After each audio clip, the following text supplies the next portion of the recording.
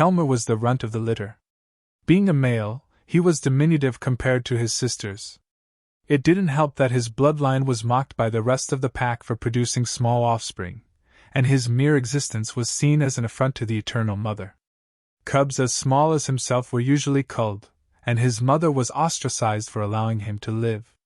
However, they were a bloodline of fighters, and their family traversed faster than the rest of the pack in order to claim first blood on hunts. Kelmer and his 2 sisters had proudly claimed first blood on the past 2 hunts, and he would be glad to be the first on this planet as well. The larger the target they brought down, he reasoned, the less of a disgrace he would be. It was for this reason that Kelmer wanted to target a human military outpost in the frigid wastes of their northernmost geographic pole. Kelmer and his sisters, Valret and Jadas, landed their pod discreetly. Far enough not to draw attention from the outpost, but close enough to draw first blood and get back before they felt the effects of the cold. The Raltoro were a resilient species, but the temperature here was inhospitable even to them. Kelmer's fur bristled against the frigid air, and he was forced to squint as he stepped out of the ship, while his eyes adjusted to the astoundingly bright surroundings. He took a moment to mentally prepare himself for the hunt, and prayed to the Eternal Mother for worthy prey. Do not waste your breath on prayer, Kelmer. The straw meat, that is all you need to know. Valret roughly shoved him aside, closely followed by Jatas. He took the abuse silently. It was true, after all. They never could keep all of their own meat long enough to load into their ship, as it was constantly taken from them by larger and stronger bloodlines. They hadn't eaten for 5 cycles now, and the ache in his stomach was a constant reminder of this. Sending a silent prayer to the Eternal Mother, Kelmer followed his sisters with determination in each step. It wasn't long before they came across a most unusual creature. Neither Kelmer nor his sister had felt heat radiating from it, and it was covered in white fur, easily hiding it against the snow. The only distinctions between the creature and the surrounding snow was 2 black eyes and a black nose on its furry face. The thing was playing on the side of a snowbank, oblivious to the 3 aliens close by. Valret, being the biggest, held her composure. It would not do to sate their appetites on the meat of something so weak. What they needed was prey that could fight, something to put a fire in their blood. Kelmer followed suit. It was not his place to question authority. Jadas, on the other hand, grew tense, and crouched close to the ground. A small taste. That's all, she turned and said in response to Valret's disapproving stare, before slinking forwards. Her target, finally taking notice of their presence, had stopped playing, and began climbing the snow bank, letting out pitiful cries. Jadas darted forwards, and clamped her powerful jaws around the neck of the little white prey. It let out a slightly louder cry for mercy before being silenced. Blood splattered against the snow, and Jadas savored the warm blood and fat. She turned back towards Valret and Kelmer with a crimson grin. A roar pierced the tranquility of the frozen wastes. Turning to its source, the Raltorua saw a massive creature standing atop the snow bank, silhouetted against the blinding sun. Before Jadas had time to react, the monster atop the hill trampled down the hill, plowing through her. Kelmer could hear bones cracking and sinew tearing as the beast tore her limb from limb. Valret rushed forwards to help, but the monster had mutilated Jadas into an unrecognizable pulp before she was even in striking distance. White fur, for limbs, eyes as black as hate itself. Kelmer stood stock still in shock as he realized that Jadas' prey was only an infant. This was the mother. Valret swung a clawed hand at the monster, opening 4 red streaks against its white fur, and revealing black skin beneath. The white demon stood on her hind legs, bellowing a cry of anguish. No, it was a cry of anger. Valret lunged forwards, attempting to topple the monster onto its back and exploit the vulnerability of its soft belly, but it was too strong. A mighty swipe of its gargantuan paw sent Valret crashing to the side, collapsing into the snow with several broken ribs piercing through her own skin. His sister was bleeding heavily, and Kelmer could do nothing but watch. He cursed himself for being such a coward. The angry mother fell back onto all 4s before approaching Valret. It placed a heavy limb on her, collapsing her battered rib cage, and took her neck in its powerful jaws. With one mighty motion, it tore her head from her body, before dropping it into the cardinal snow. The mother turned to Kelmer. Kelmer cried a roar of despair as he clumsily tried to draw his plasma weapon from its sheath. The pale monster tackled into his feeble body, forcing him into the snow and easily plunging its massive claws deep into his flesh. As it opened its mouth full of incisors to deliver a painful death, Kelmer couldn't help but realizing one thing. This monster was no herbivorous mother eliminating a threat to the herd. It was a predator, avenging the death of its young. Crushed beneath the creature's massive body, Kelmer was helpless to fight back. His world went black shortly after the monster crushed his neck between its powerful teeth. Rakula had just come of age. She was nearly full-grown, and had participated in all the necessary rites of passage. Well, all but one. It is customary in Raltora culture for someone to participate in a hunt without aid from the main pack before being recognized as an adult. However, that is not to say that they do not get help on their first hunt. Siblings that survive to adulthood would often journey on to their first hunt together, learning to work as a team. Rakula, however, was not from some lowly bloodline. Hers was a vicious one, and unlike the other families, practiced a taboo ritual in which young siblings would fight and cannibalize one another before their mottled fur faded to black. Only the strongest survived, and so the strength of their line was assured. Rakula and her sister, Hannah, were said to be born embracing one another. Growing up, they had been an inseparable and unstoppable duo. Fighting with the other cubs was always one-sided, with Rakula and Hannah claiming victory through brute force and sheer ferocity. They were unstoppable, the perfect killing machines.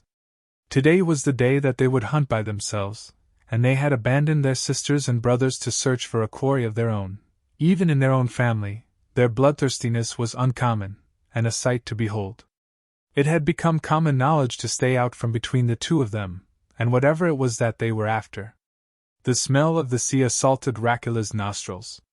The putrid scent of salt and decay filled the humid air, but even such an overwhelming smell could not discourage her. Hannah stalked beside her, alert for any sign of their target. They had been on the trail of an entire family of humans for several days now, and they knew they were close to their mark. It wasn't difficult to follow them, as the humans had passed in a large and ungainly vehicle on a dirt road. Far away from population centers, she knew that they only had to follow the same path. It was only a matter of time now. Rakula could almost taste it, though admittedly, she had no idea what they would taste like. They quickened their pace as the sun began to set. The two apex predators came across an unusual sight as they exited the dense forest. A small stretch of sand lay before them, and beyond that, an expanse of water as far as the eye could see. Rakula couldn't help but shiver at the grandeur of it.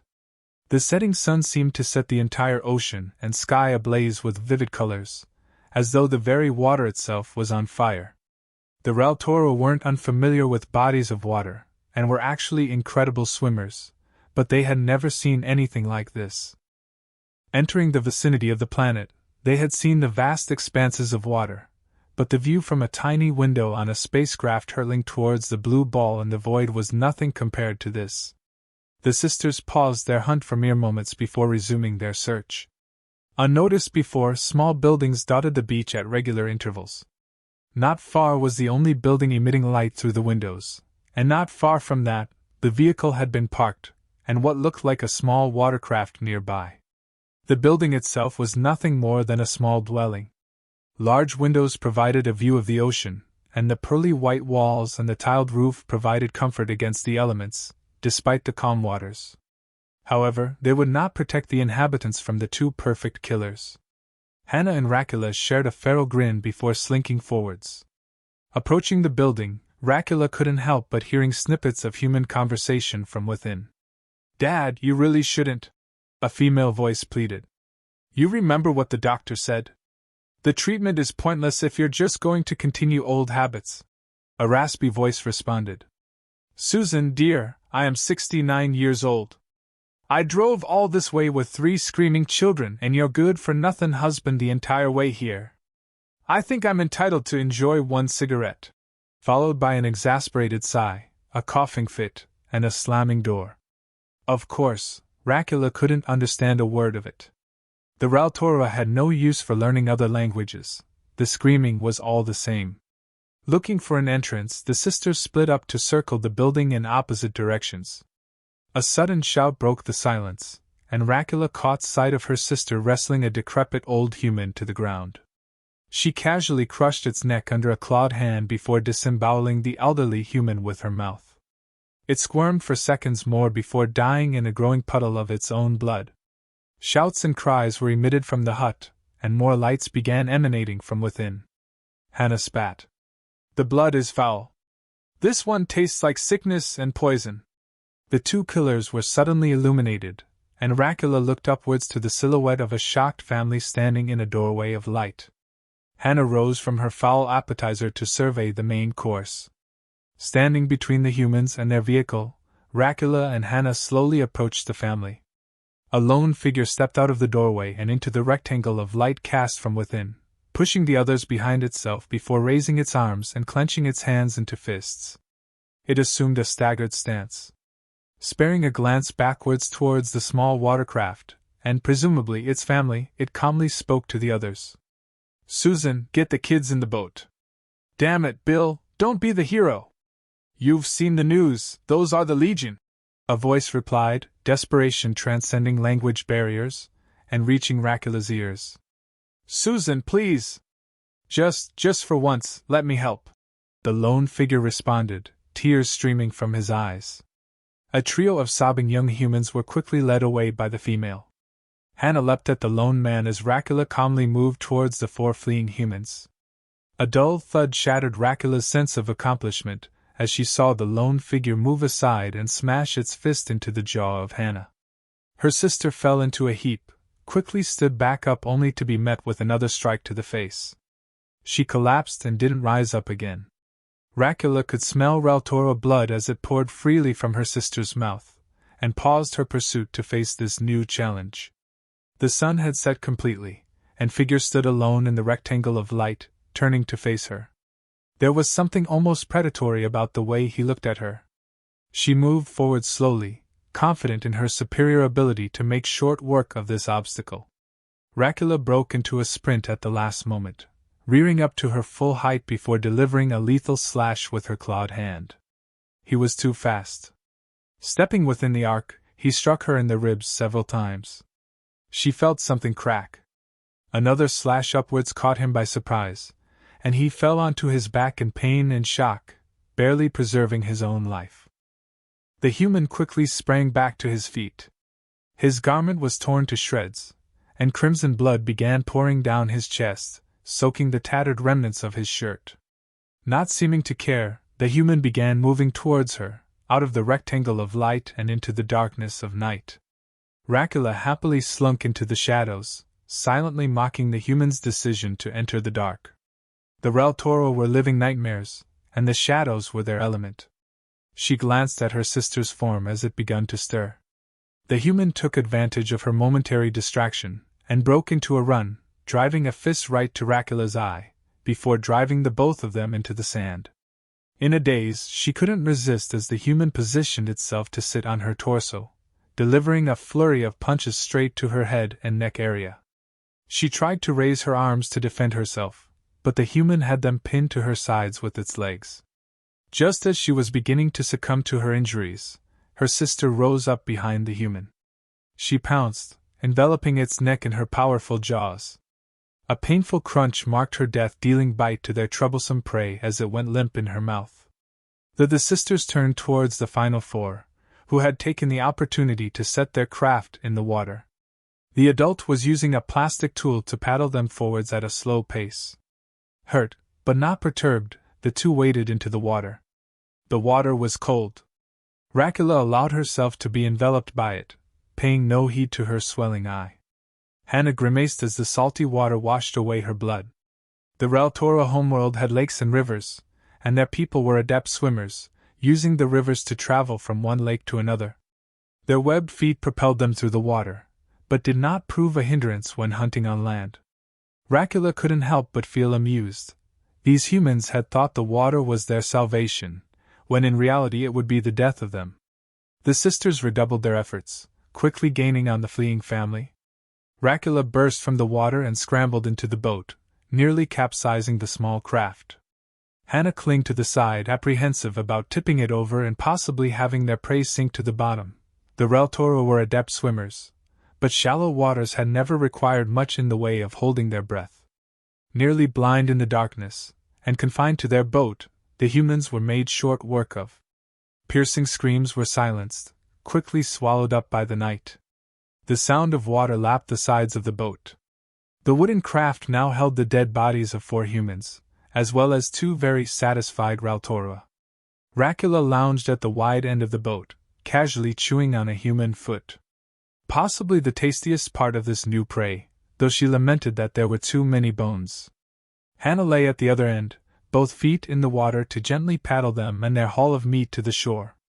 For once in her short life, Dracula felt at peace. Maybe it was the sweet flesh of their new prey filling her belly. Maybe it was the gentle sound of the waves. She nearly fell asleep in that boat. A sudden jolt shook her from her stupor, forcing her into full consciousness once more.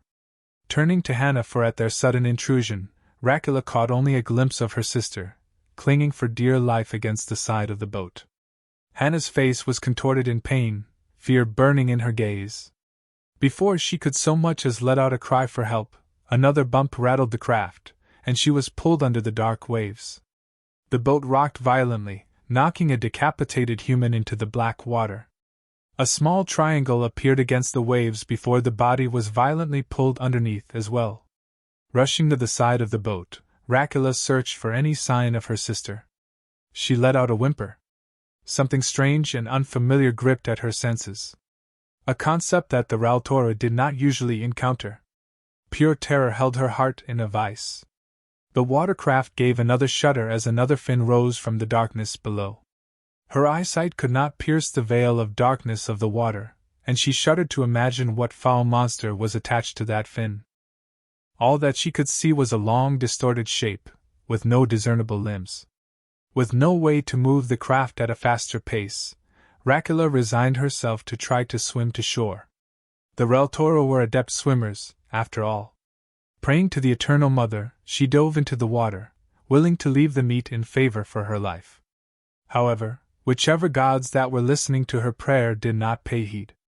Something much older was at work here. Something that was so perfect in form and function that it had remained largely unchanged for hundreds of millions of years. Who were they to stand in its way? Dracula's desperate flailing was interrupted in a waterfall of pain as a giant set of jaws took a hold of her left leg, thrashing and pulling her under the waves before tearing a huge chunk of flesh free, rendering her leg useless. The moon had risen completely in the sky, casting a ghastly pale light on her meek form as the water around her turned crimson with Reltoro blood. Dracula tried to keep moving, using her hands and good leg to keep swimming. Another monster rose from the murky depths, engulfing most of her ribcage between razor-sharp teeth, crushing the air from her lungs and dragging her underneath once more. Gasping for breath but getting nothing but water and blood, Dracula glanced back to look her killer in the eye. A final gesture that she had been outdone by a stronger predator, as though to respect its accomplishment and accept her death. Its skin was a rough texture, dark gray on the top and nearly white on its belly. The predator consisted of sharp angles. A single fin rose from its back, and its tail consisted entirely of a fin of its own.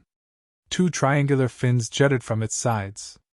It was streamlined, as though carved by the water currents themselves. Its angular body was nothing compared to what she could see of its mouth.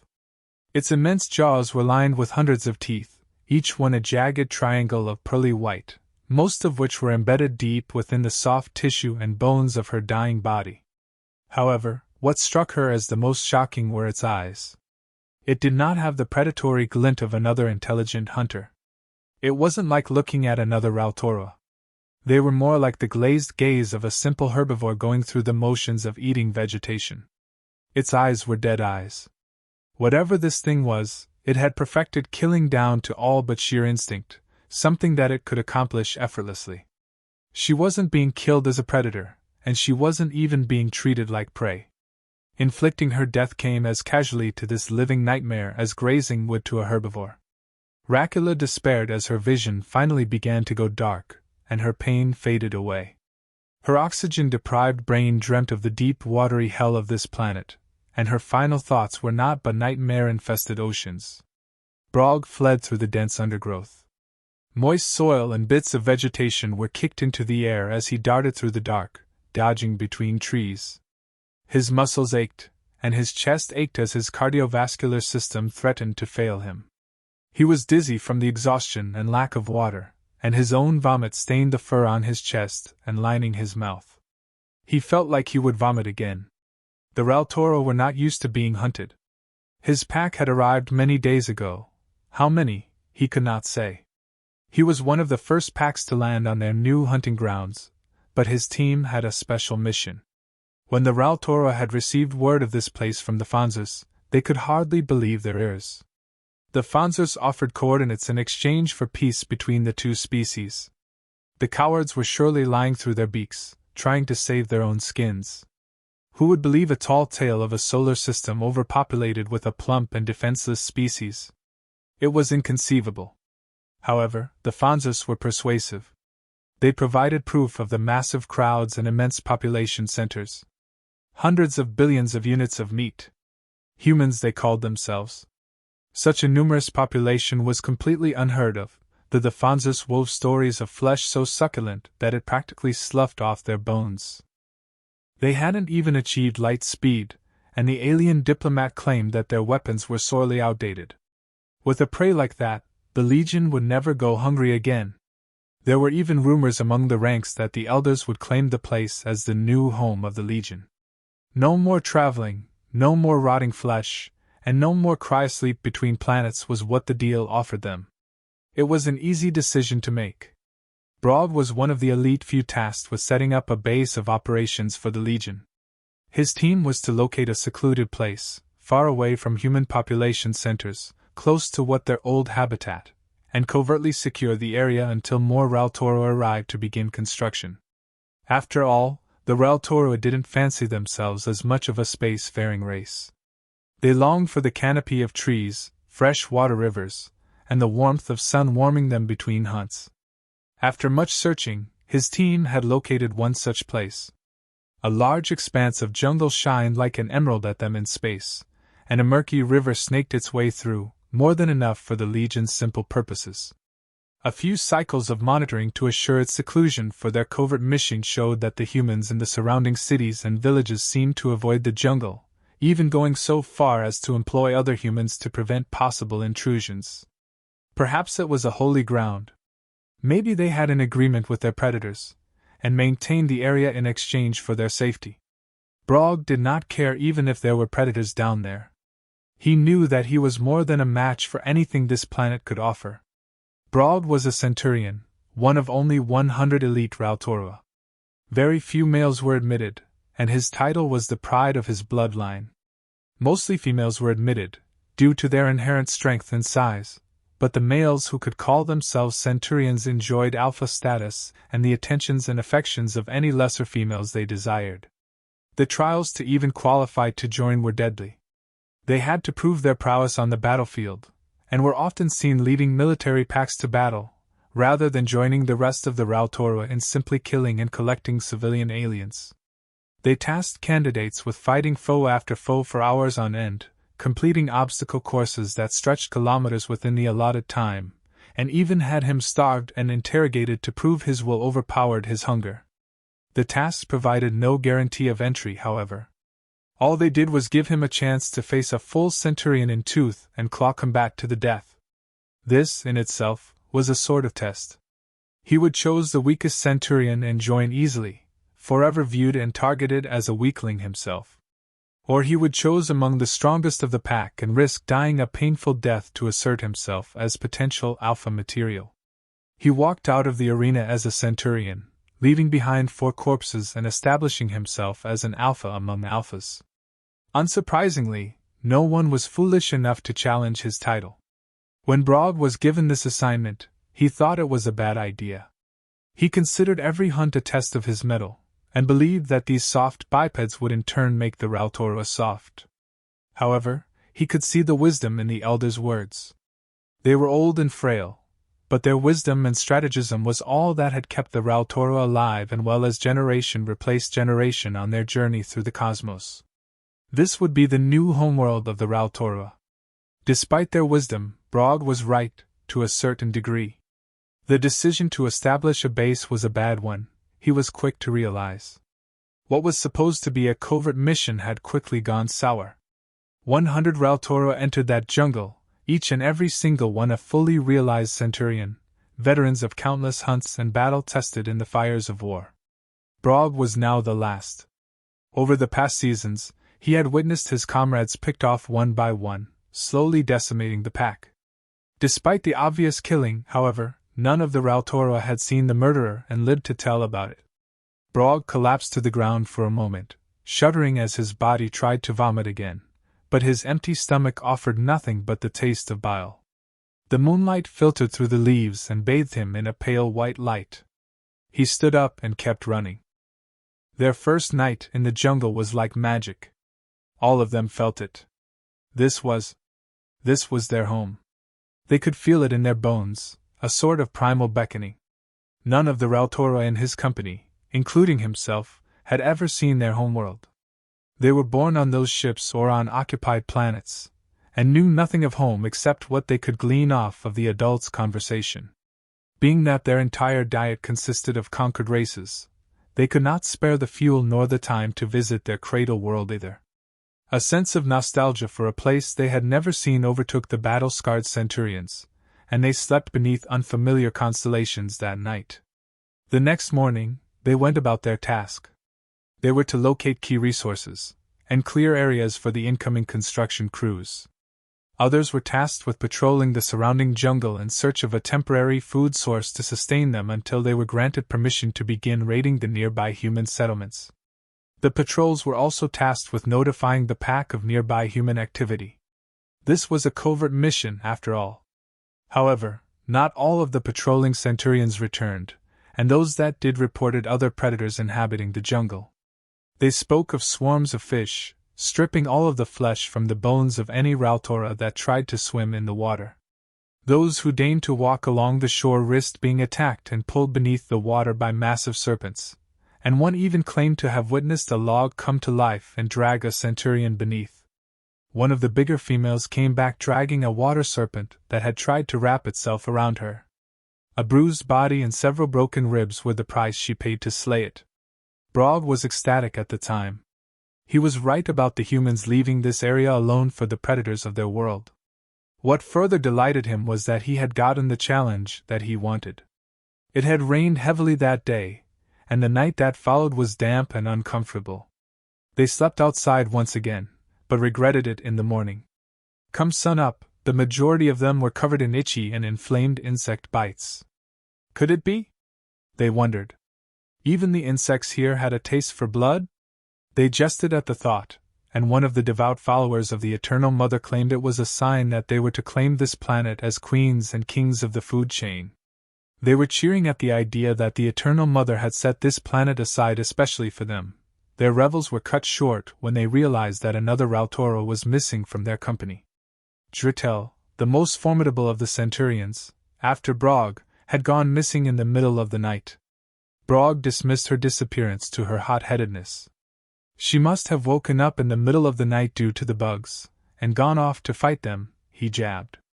Nervous agreement spread among the other centurions, but they went about their business that day, making sure to keep their distance from the dangerous waters. Brog had explained that once the main pack arrived, they would have more than enough legionnaires to secure the area and exterminate whatever was lurking within the murky river, but that it was to be avoided in the time being. That day saw just as many deaths as the day previous, if not more. The serpents lurking the water occupied the trees as well, and they discovered one swallowing a Rautora corpse whole.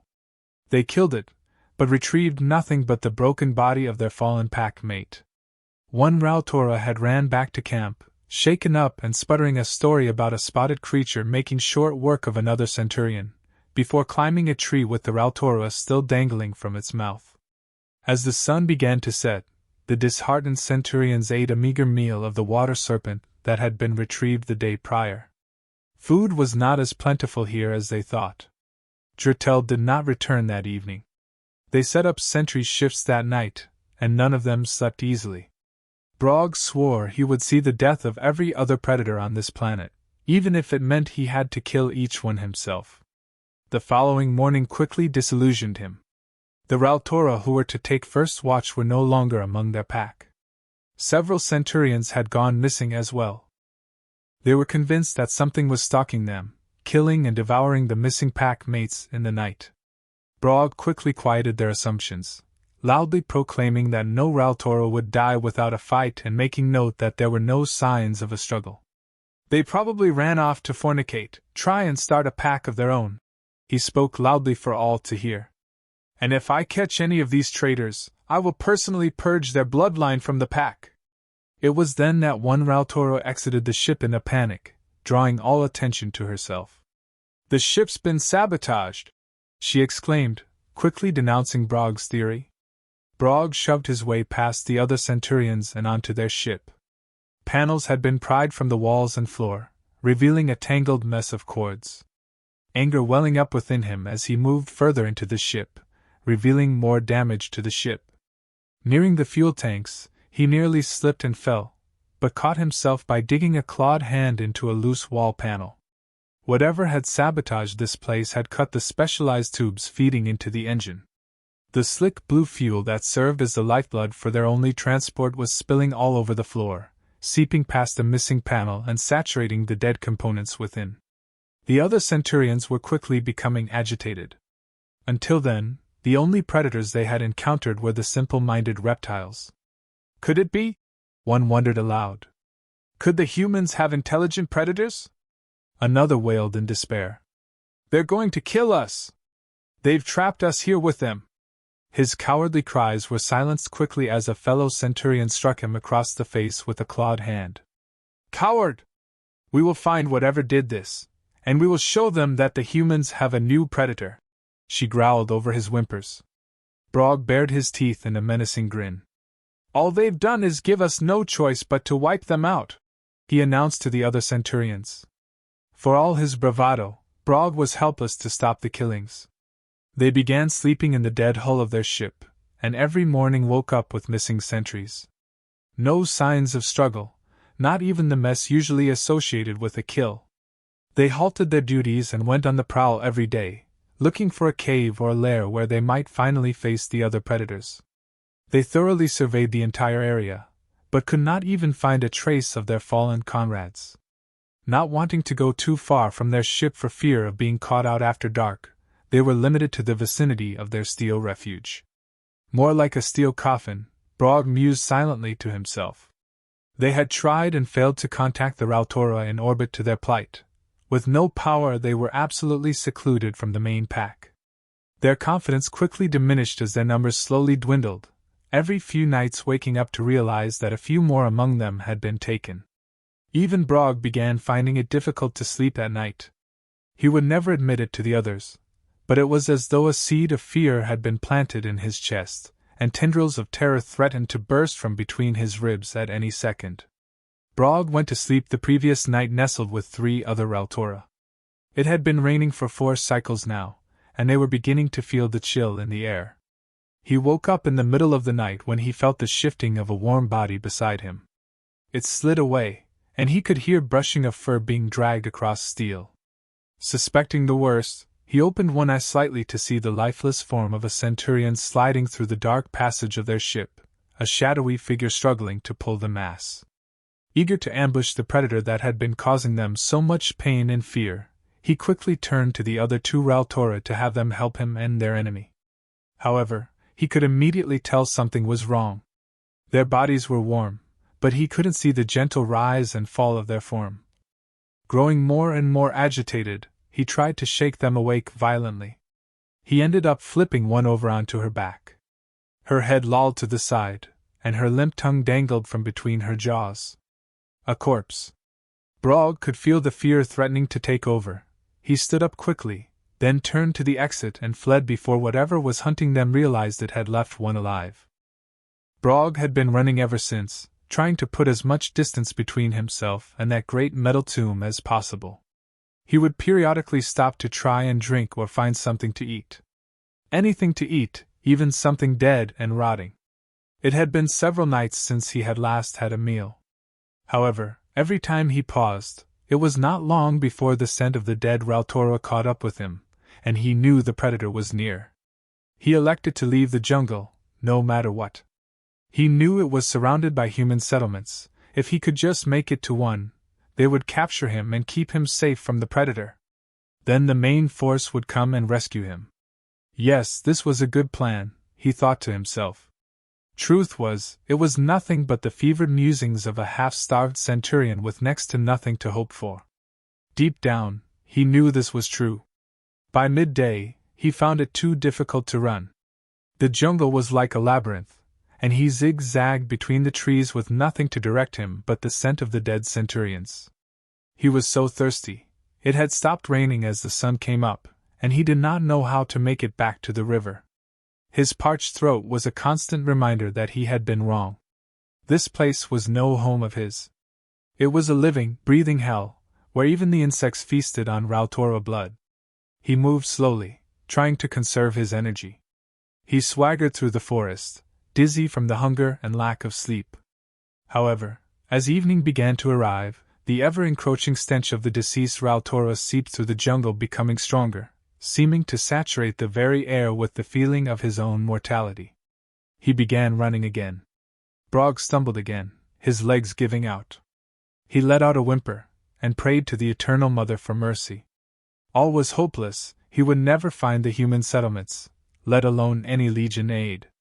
He glanced upwards and it was as though his prayers had been answered. Or maybe he was beginning to hallucinate due to the exhaustion. Through the trees, not far, he could see the flickering of flames, and the sound of alien voices. Humans! He knew they were naught but prey, but took comfort that they may be his salvation from whatever was hunting him through the dark jungle. He forced himself to stand and walk forwards. The scent of dead centurions was quickly becoming overwhelming, and he could now hear their bodies being dragged through the dense underbrush.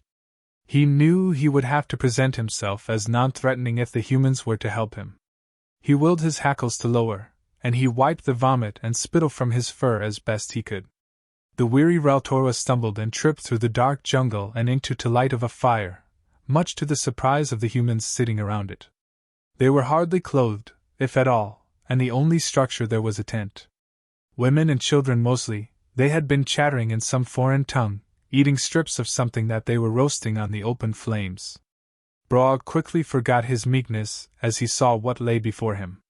The skulls of the Rautora lay strewn about, and their faces seemed to have been peeled off and treated to resemble the original heads, though much smaller. They looked as though they were treated and dried, resembling flesh that had been left in the sun for too long. Their eyes and mouths were sewn shut, and Brog could even recognize a few of them. Hate welled up within him. The humans must have been trading for the bodies of the centurions. Drawing himself up to his full height, Brog decided then and there to kill every last one of this helpless quarry. They cowered before him, the crackling flames sending his distorted shadow against the trees. A sharp prick in his thigh pierced his concentration. Brog instinctively brushed the area with a clawed appendage, pulling a wooden shaft loose from his skin. What a pitiful defense, he thought to himself before slumping to the ground as his legs gave in to his weight. What was going on? Brog tried to move, but was quickly feeling his body go numb. It must have been the predators. They had finally caught up to him. He turned over to his back, trying to pull himself further from the hunter in the trees, but his strength failed him. He opened his jaws to let out a final roar of defiance, but even his voice had left him. As the edges of his vision began to darken, he spared one final glance to the jungle. A pair of predatory eyes looked back at him, as fierce and unmerciful as any Rautora. They belonged to one of the predators that had so effortlessly decimated the centurions, and were slowly approaching to finish the job. A lone human slowly stepped out from between the trees, dragging a centurion behind him. Further within the jungle stood other humans, all dressed in simple cloth and leaves, wielding nothing but spears, bows, and shafts of wood. The one now standing above Brog had been holding a hollow length of wood to its mouth. Brog felt a glimmer of realization amid the crushing hopelessness, as the cold embrace of death chilled his bones. The Legion would arrive filled with hope for a new home and a world inhabited by the perfect quarry. What they would find was a planet with a food chain far larger and far more lethal than anything they could have imagined. At the top was their so-called quarry, patiently waiting to tear their hope to shreds.